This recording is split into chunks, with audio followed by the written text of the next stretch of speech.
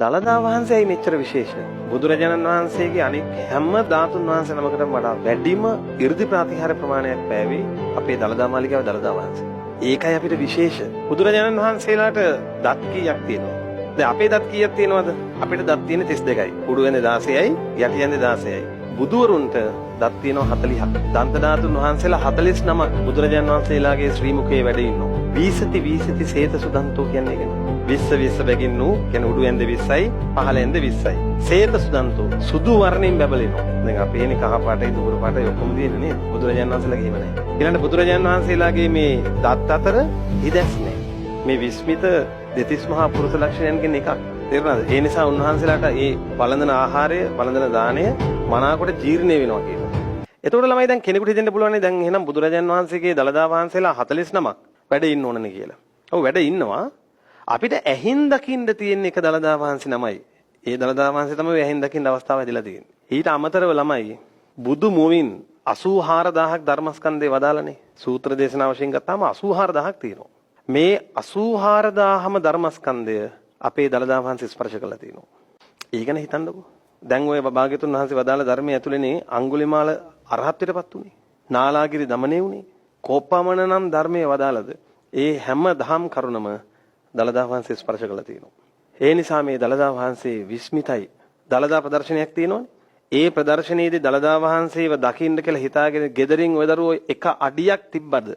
ඒ පොලිමේ ඉඳලා හිමින් ඉස්සරහට තියෙන අඩියක් ගානේ බුදුරජාණන් වහන්සේ බැහැ දකින්න යන පින රැස් වෙනවා. කිහින් හැරිලා ඉන්න උනත් කමක් නැහැ. ඇයි ඒක එහෙම වෙන්නේ? ඇයි බුදුරජාණන් වහන්සේ වදාරනවනේ? භාග්‍යතුන් වහන්සේගේ ශ්‍රී දේහයේ අබෑටයක් පමණ වූ ධාතුන් වහන්සේ නමකට පවා ජීවමාන බුදුරජාණන් වහන්සේ සංඥාවෙන් වැන්දොත්, පිදුවොත්, දන් දුන්නොත් ඒක භාග්‍යතුන් වහන්සේට කරපු වන්දනාවක් හා සමානයි කියනවා. ඒක භාග්‍යතුන් වහන්සේට පිදු දානයක් හා සමානයි කියනවා. සෙල්ලන්නේ නැහැ. එතකොට මේ දන්ත ධාතුන් වහන්සේ ගිහිල්ලා දළදා වහන්සේ දැක ගන්න ලැබුණොත් කවර කතාවද?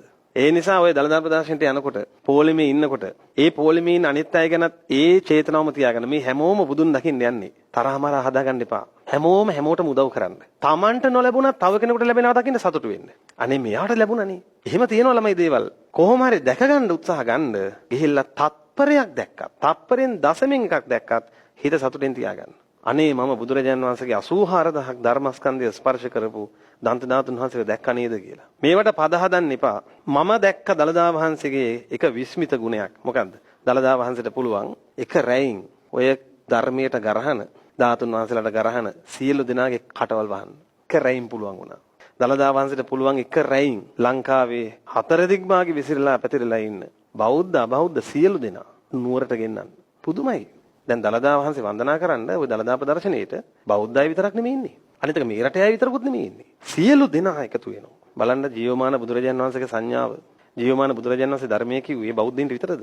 නෑ. ඉතින් ඒ නිසා මේකේ ಜಾති ભેද ආගම් ભેද තියාගන්න එපා. දළදා වහන්සේ වන්දනා කරන්න පොලිමේ ඉන්නත් පිනක් තියෙන්න ඕන. දළදා වහන්සේ වන්දනා කරගන්න කියලා ගෙදරින් එළියට එන්නත් පිනක් තියෙන්න ඕන. දළදා වහන්සේ වන්දනා කරගන්න බැරි වුණත් ඒ වන්දනාවට ය아가න්න බැරි වුණත් ඒ ගැන අහලා හිත පහදව ගන්න පවා පිනක් තියෙන්න ඕන.